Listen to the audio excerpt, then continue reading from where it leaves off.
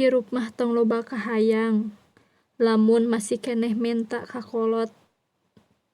Cing sumanget, hirup teh kudu dipajuan, diusahakan, diikhtiaran, hasilna nyanggakeun ka Pangeran. Sanajan teu lumpat, tapi ulah cicing. Digawe saketer kebek, engke oge milik mah nuturkeun. Cing percaya kana diri, nu dianti mah pasti ngawujud bukti. Asal usaha jeung percaya kanu Maha Suci. Tong sok loba ngeluh, luhlah ngaratapan nasib sorangan. Jadi jelema ulah era katempo sederhana ku batur.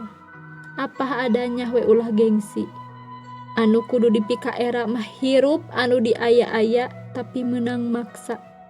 Pribahasana kajeun nganyuk ngahutang demi hayang katingali boga.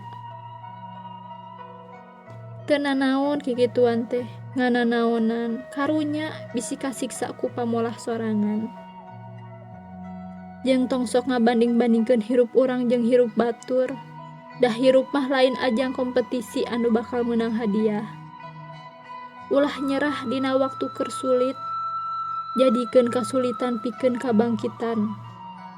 Bersyukur lamun masih keneh diuji ku Gusti. Sabab Pangeran mah moal mere cobaan ka makhlukna lamun umatna teu bisa nyanggupanana. Matak dibere cobaan ge geus terpilih urang teh pasti bisa ngaliwatanana.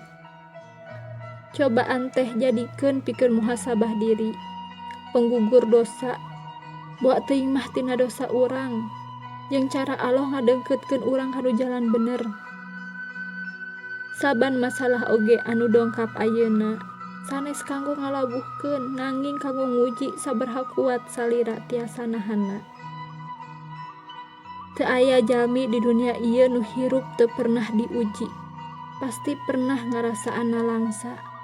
Kabeh jalma ge tangtos bakalan ngarasaan. Nanging tina rarasaanna langsa eta, urang kedah tiasa hudang deui.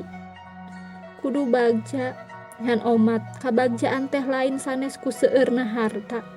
Kabagjaan teh ayana dina hate nu teu weleh ngucap syukur kanu Maha Kawasa.